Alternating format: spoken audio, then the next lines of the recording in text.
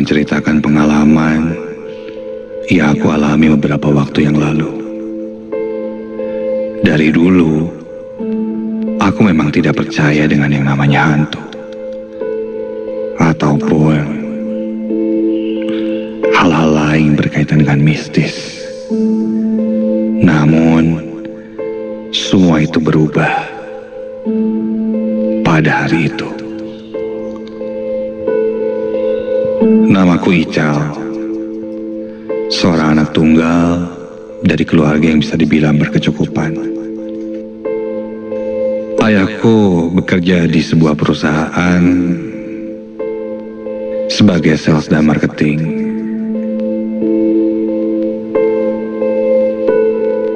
Ayahku selalu bisa diandalkan ketika bekerja sama dengan perusahaan lain. Sampai-sampai dari aku kecil, aku banyak tahu beberapa perusahaan-perusahaan yang bekerja sama dengan ayahku, karena ayah selalu cerita padaku. Aku hanya tinggal berdua dengan ayah, karena ibuku sudah lama meninggal. Hari itu aku ingat, malam hari sekitar jam 8 malam, aku sedang sendirian di rumah. Hanya ditemani Bi Ina, satu-satunya asisten rumah tangga yang tinggal di rumahku itu. Malam itu Bi Ina sudah masuk ke kamarnya. Dan aku seperti biasa sedang menonton TV di ruang tengah. Sampai ketika aku sedang asik nonton, dari luar rumah terdengar suara petir yang cukup kencang, membuatku sedikit terkejut. Dan tak lama hujan pun turun cukup deras.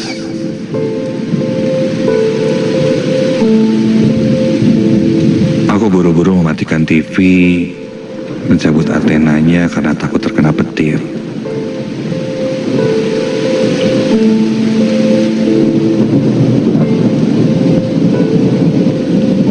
Setelah itu aku duduk dan jujur ketika itu bingung apa yang harus kulakukan. Sudahlah, kupikir aku akan tidur saja.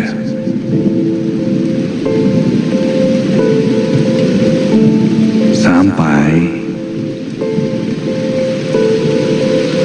tiba-tiba Tante Mirna meneleponku. Halo? Iya, Tante, kenapa?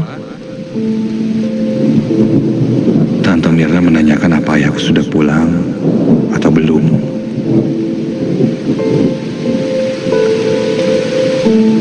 Belum pulang, Tan? Kenapa ya? Dia pun menitipkan pesan untuk ayah. Katanya besok dia akan berkunjung ke rumah. Aku pun bilang akan menyampaikan pesan itu. Lalu telepon pun ditutup. Ketika aku lihat, jam menunjukkan hampir jam 10 malam.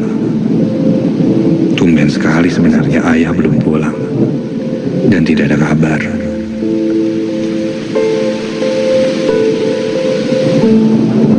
Baru saja aku berpikir seperti itu, tiba-tiba ada pesan masuk dari ayah.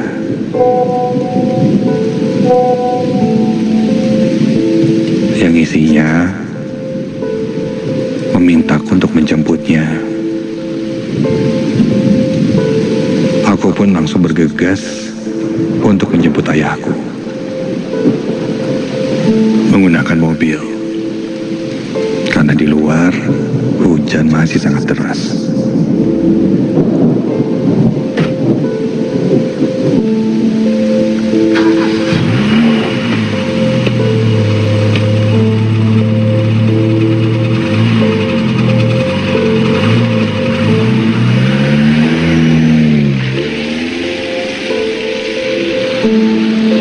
perjalanan menjemput ayahku,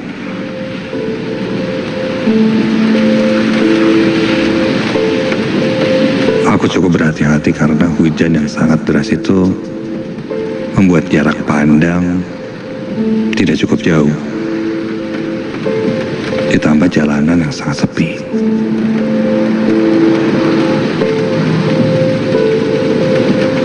Sampai di kantor, kulihat ayah menunggu di depan pos.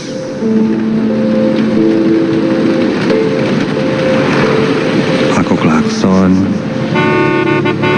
dan dia pun langsung bergegas masuk ke dalam mobil.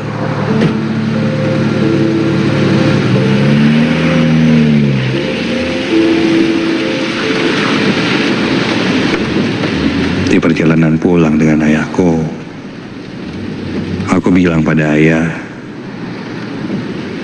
bahwa besok Tante Mirna akan datang ke rumah.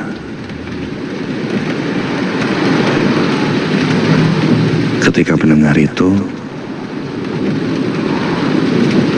ayah terlihat sedikit terkejut dan tak banyak bicara. Bahkan sempat mengalihkan pembicaraan, meminta aku untuk cari tukang nasi goreng karena dia cukup lapar katanya.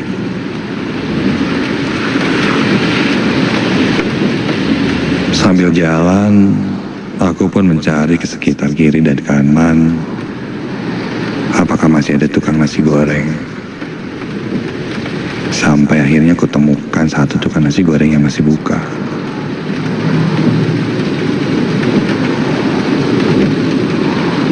Singkat cerita, sekitar jam setengah 12 malam kami pun sampai di rumah.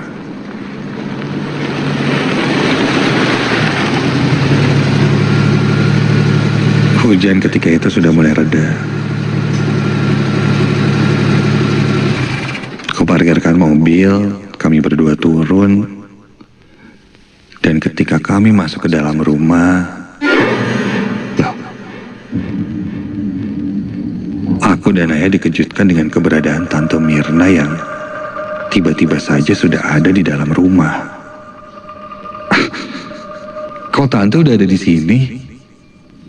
Bukannya besok ya katanya mau kesininya? Begitu kataku. Dan ketika itu, ayah tidak menyapa Tante Mirna. Dia malah langsung masuk ke dalam kamarnya.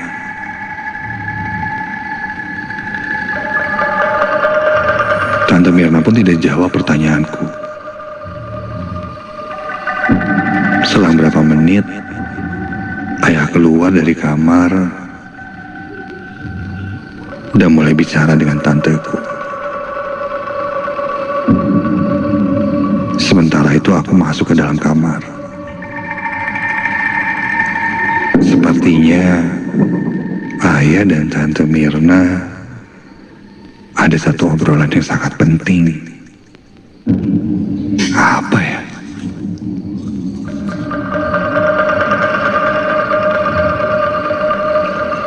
Aku jadi penasaran. Malam-malam datang ke rumah. Ada apa ya? Kelihatannya serius banget. Sampai tiba-tiba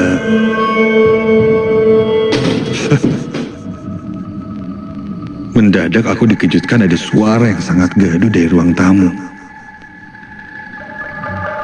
Ayah dan Tante Mirna bertengkar.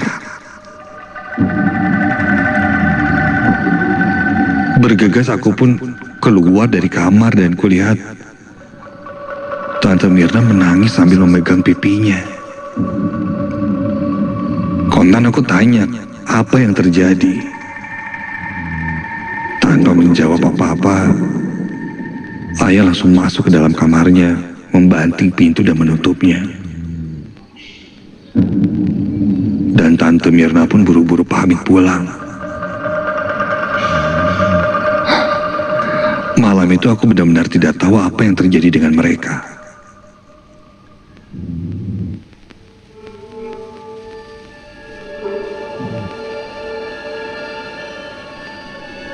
Setelah kejadian itu, beberapa hari kemudian, ayah mendadak sering murung di dalam kamarnya, menyendiri,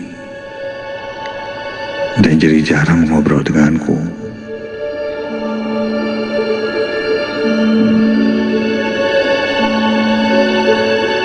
Ayah seperti orang lain, berbeda. Melihat itu, Bina pun mengusulkan lebih baik ayahku dibawa ke orang pintar. Takutnya ayahku diguna-guna. Kalau memang sejak kejadian itu ayah nampak beda.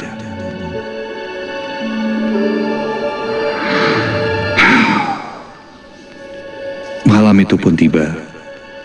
Sekitar jam 9 malam, yang kupikir ayah sedang tidur di kamarnya, ternyata tidak. Karena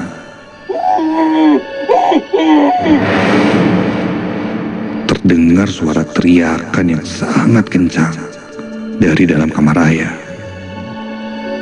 Bergegas aku ke kamar ayah dan menggedor-gedor kamarnya. Ternyata kamarnya tidak terkunci. Ketika aku buka, kulihat ayah sedang teriak histeris. Dia menunjuk ke arah cermin.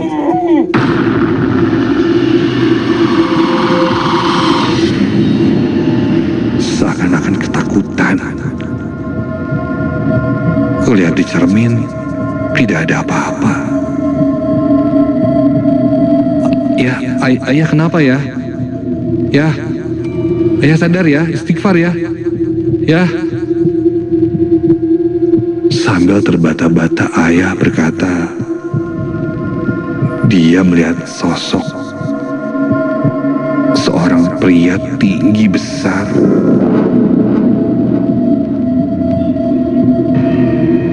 Kulitnya hitam legam dan di atas kepalanya ada tanduk.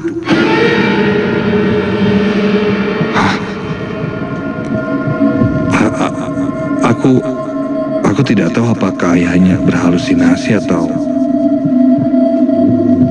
apa. Aku coba tenangkan ayah dulu. Sampai ayah pun tenang dan dia tertidur kembali. Setelah dia mulai tidur, aku tinggalkan dan kembali masuk ke dalam kamar.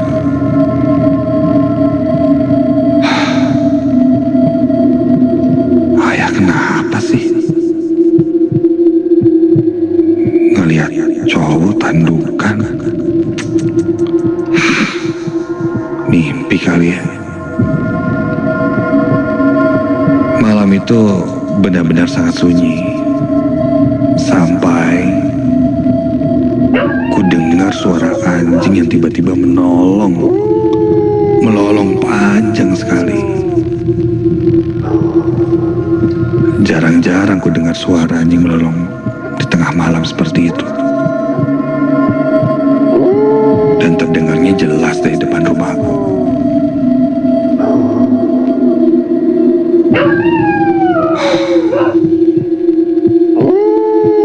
Suara lolongan anjing itu masih terdengar terus-menerus.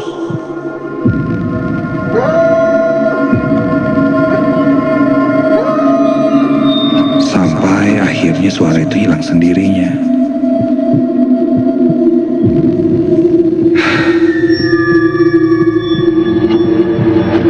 Dan begitu suara itu hilang, dari depan pintu kamarku terdengar suara seorang laki-laki.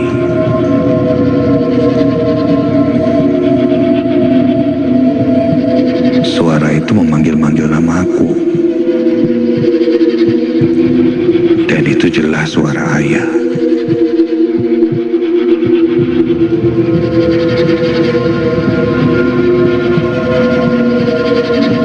Aku pun beranjak dari tempat tempat tidur menuju ke pintu kamar. Iya ya, bentar ya. Sepertinya ayah terbangun dan membutuhkanku. Sampai depan pintu, ketika ku buka pintu kamarnya, Astaga. Badanku mendadak mematung karena tepat berdiri di depan pintu kamarku. Terlihat seorang pria tinggi besar, sama yang seperti ayahku sebutkan. Seluruh badannya hitam legam dan pria itu bertanduk, melotot ke arah aku dengan tatapan yang sangat tajam. Matanya merah dan terdengar seperti sedang membaca mantra. Badanku tidak bisa bergerak sama sekali. Sosok itu hanya menatap ke arahku terus-menerus seakan ingin mengambil nyawaku.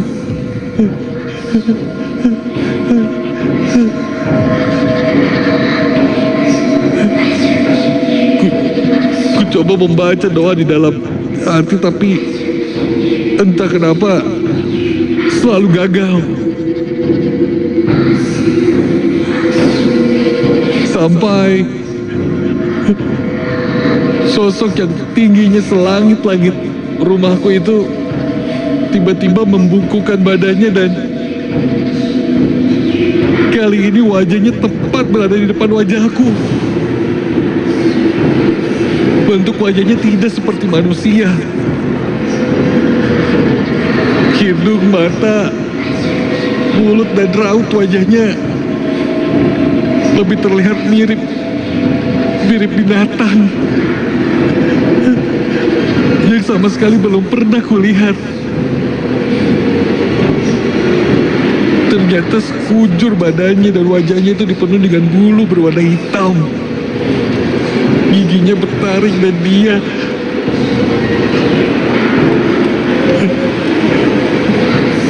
membuka mulutnya lalu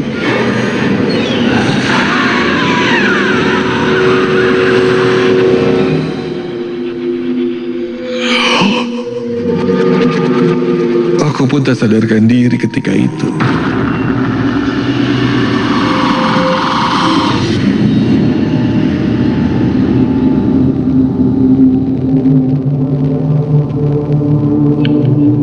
Esoknya Biina menemukanku pingsan di depan kamar. Dan aku pun dibangunkan olehnya.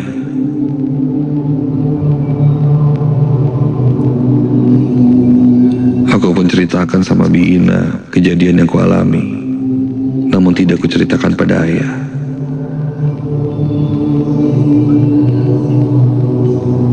Biina pun kembali menyarankan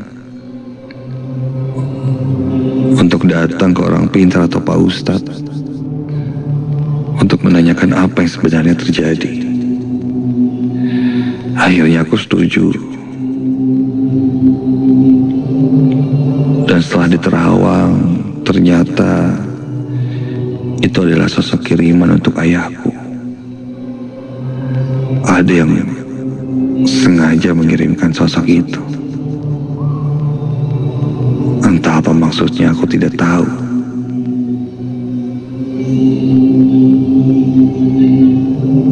Siapa orangnya pun, aku tidak ingin mencari tahu atau membalasnya. Karena aku akan sama saja dengannya. Meskipun terbesit di pikiranku, apakah ini ada hubungannya dengan...